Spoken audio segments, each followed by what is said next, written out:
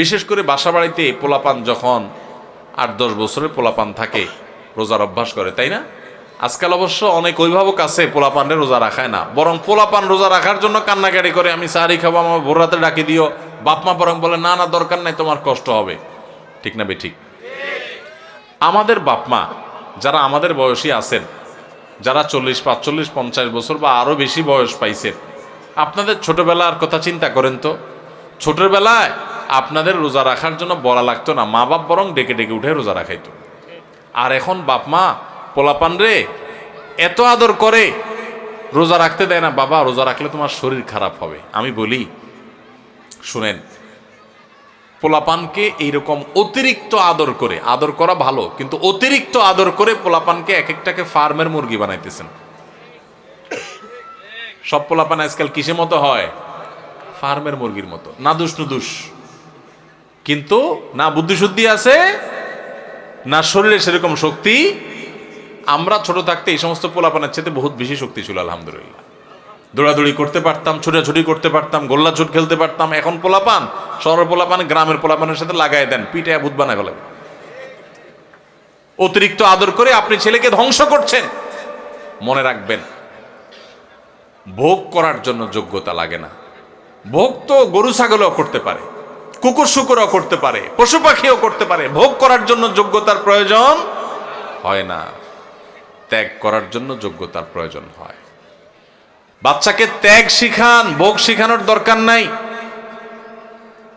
ওর জীবনে সবকিছু ব্যাটে বলে হয়ে যাবে, জীবনের সবকিছু মসৃণ হয়ে যাবে, এটা জরুরি না। অনেক কিছু তার জীবনে বাধা আসবে। তাকে কষ্ট করা শিখান, তাকে পরিশ্রম করা শিখান, তাকে ত্যাগ করা শিখান। ক্ষুধার যে কি কষ্ট এটা তাকে বুঝান, তাহলে গরিব মানুষদের কষ্ট সে বুঝবে, সে গরিবদের পাশে দাঁড়াবে। আর শুধুমাত্র সারাদিন খাওয়াইয়া পড়াইয়া ওরে ফার্মের মুরগির মতো বানাবেন, ওর নাদুস নুদুস সবে ঠিক আছে, কিন্তু ত্যাগ শিখবে না, সে মানুষের কষ্ট বুঝবে না। মানুষের কষ্ট যখন বুঝবে না, এই বাচ্চা বড় হয়ে তার বাপমার কষ্ট সে বুঝবে না। ঘরে ঘরে আজ অমানুষ তৈরি হচ্ছে, এই জন্য মা বাপ তাদেরকে স্যাক্রিফাইস শিখায় না। মনে রাখবেন, রোজা রাখলে বাচ্চা মরে যাবে না। পৃথিবীতে একটা ঘটনা ঘটে নাই যে রোজা রাখে, রোজা রাখার কারণে বাচ্চা 10 বছর 12 বছরের কিশোর রোজা রাখছে তাই মরে গেছে। শুনছেন কোনোদিন আপনারা? মরবে না। বরং রোজার কারণে মানুষ স্বাস্থ্যগতভাবে আরো ভালো থাকে, আরো ভালো থাকে। যদি স্বাস্থ্যের ক্ষতিও হয় তো আমার আল্লাহর জন্য আমি করব। এই বাচ্চা একসময় রোজা রাখা শিখবে। অভ্যাস যদি না করান তাহলে সে শিখবে না।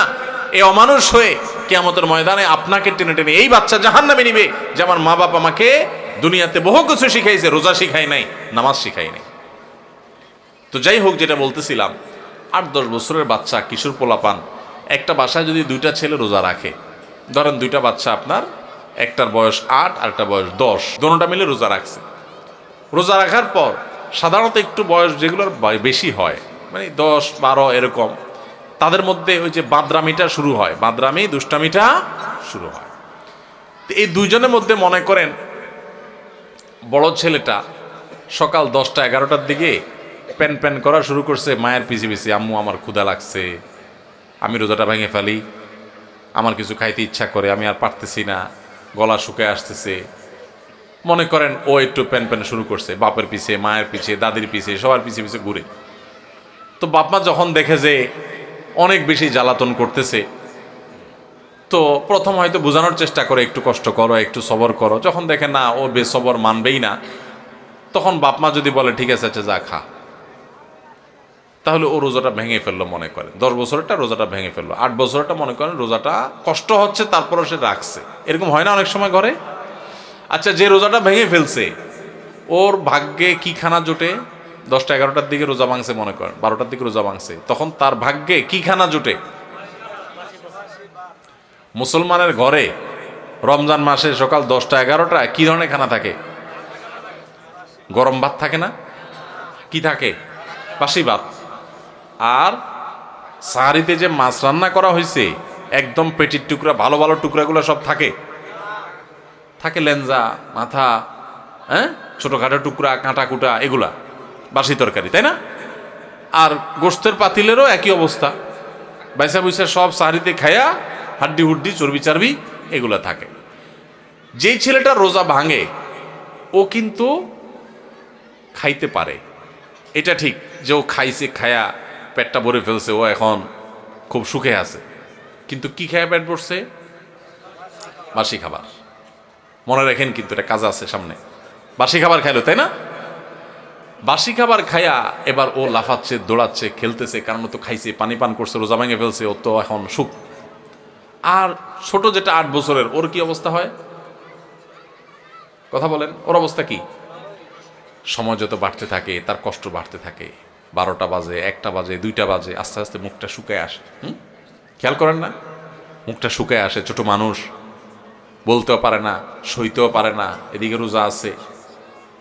আস্তে আস্তে যখন 2টা বাজে, 3টা বাজে, 4টা বাজে, বিকাল হইতে থাকে, এবার এই বাচ্চার চেহারাটা যখন ফ্যাকাশে হয়ে আসে, সে যখন কষ্ট করে, এবার তার বাপ দেখলে তাকে বলে, আব্বু এই তো আর 3 ঘন্টা। হ্যাঁ, মা দেখা বলে, বাবা এই তো আসর আজান হয়ে গেছে, দেখতে দেখতে মাগরিব হয়ে যাবে, আর একটু। দাদি ডাকে বলে যে, নাতি এই তো শেষ, দেখতে দেখতে পার হয়ে যাবে। কত কষ্ট করছে, আরে আমার নাতিটা। আদর শুরু হয়ে যায় কিন্তু, তাই না? এরপর যখন ইফতারের সময় কাছাকাছি হয়, বিশেষ করে গ্রামাঞ্চলে যারা থাকেন তারা একটু গ্রামের চিত্রটা চিন্তা করেন তো কেমন হয়। যখন ইফতারের সময় কাছাকাছি হয়, তখন ওই যেটা 10টা 11টা 12টা রোজা ভেঙে ফেলে যে খুব লাভবান হয়েছে তা না, বাসিখানা খাইছে। এখন সে যখন মা গরম গরম ইফতার বানায়া শরবত বানায়া সব টেবিলে এনে সাজানো শুরু করে, ও আশেপাশে যখন গুড়গুড় করে, ওই যে ভাঙছে রোজা, ওইটা যখন গুড়গুড় করে একটু তাকায়, মা দেয় ধমক, যা হাঁস ধর, মোরগ ধর, বাবুটা কাঁদতেছে, চোখে দেখোস না, ওরে রাখ, কারণ তুমি তো রোজা ভাঙছো চান্দু, তুমি বাসি খায় এত পেট ভরছো, তোমার তো এখন ইফতারের জন্য এত লালায়িত হওয়ার কথা নেই, তাড়াহুড়া নেই, যাও বাচ্চারা ধরো, যাও তাড়াতাড়ি একটা মোমবাতি নিয়ে আসো, কারেন্ট চলে গেলে জ্বালাইতে হবে। তাহলে ও রোজা ভাঙে একটু বাসি খানা খাইছে একটু বাসি খানা, কিন্তু এখন দৌড়ানি খায়। বিকালে কি খায়? দৌড়ানি খায়। আর যেই ছেলেটা ছোট মানুষ রোজা রাখছে, মুখটা শুকায় গেছে, আর আধা ঘন্টা বাকি আছে সূর্য ডুবার, ওর কি অবস্থা হয় বলেন? তাড়াতাড়ি তারা ডেকে এনে দাদি কোলে নিজের কাছে বসা চেয়ারে, হ্যাঁ, বাবা হাত দেয় পিঠে, মা এসে চুমা দেয়, বাবা আমার কত কষ্ট হয়ে গেছে, এই তো বাবা আজান দিয়ে দিবা, আর অল্প একটু বাকি। আদর আর আদর শেষ নাই, তাই না? আর মুয়াজ্জিন আজান দিতে দেরি, তার খানার আর দেরি নাই। মা শরবত আগাইতে, বাবা আগে শরবতটা মুখে নাও। দাদি খেজুর আগাইতে, বাবা আগে একটু খেজুরটা মুখে নাও। বাপে পেঁয়াজি ধরে রাখে, বড় আরেক ভাই বোন থাকলে তারা আপনার চপ ধরে রাখে, আরেকটা ধরে রাখে, একটার পর একটা খাওয়াইতে থাকে, তুই খা বাবা খা। আর ওইটা যদি কাছাকাছি আসে, দে ধমক, বাচ্চা কাঁদতেছে দেখোস না, পিচ্ছিটা ওরা ধর। হয় কি হয় না বলেন? ওই যে ধমক টমক খায়, দাঁড়ানি খায় বেচারা রোজা ভাঙ্গা, সে কিন্তু মাগরিবের পর আজান হয়ে গেলে, নামাজ হয়ে গেলে, ওই ডাইনিং টেবিল থেকে ইফতারি সবাই খায়া টায়া যখন ওই বাইসা বুইসা থুইয়া দেয়, বেগুনি যেগুলো ভালো ভালো ভাজা হয়েছে এগুলো তো সব খাওন শেষ, যেগুলো কোনা কাঞ্চি পুড়ে টুড়ে গেছে এগুলো রয়ে গেছে, নামাজের পরে এবার ওরে বলে, আচ্ছা যা তুই একটু খা। ঠিক না বেঠিক? রোজা যে ভাঙছে, ওর কপালে খানা জুটে, কিন্তু সেটা সকালেও বাসি বিকালেও। আর যে কষ্ট করে রোজা রাখে তার কষ্ট কিন্তু হয়, চেহারা কিন্তু শুকায় যায়, জিহ্বা কিন্তু শুকায় যায়, অনেক কষ্ট হয়। কিন্তু কষ্ট করে যদি সে রোজাটা রাখতে পারে শুধুমাত্র, তাহলে সূর্য ডুবার আগে থেকে তার আদর শুরু হয়, মায়া শুরু হয়, কদর শুরু হয়। সূর্য ডুবার পর তার তার খানার খানা, আদর আর আদর, যত্ন আর যত্ন। ঠিক না বেঠিক ভাই আমার? এটা হলো রমজানের রোজার অবস্থা। রমজানের রোজাতে রোজা ভেঙে ফেললে তার পরিণতি কি হয় আমরা দেখাইলাম, আর যে রোজা রাখে তার সুফল কি সে পায় সেটাও আমরা দেখাইলাম। এবার আসেন, একটু আগে আমরা বললাম রমজানের রোজা হলো 14 ঘন্টা 15 ঘন্টা 16 ঘন্টার রোজা, আর আমাদের পুরো জীবনটা হলো সারা জীবনের রোজা। আল্লাহু আকবার।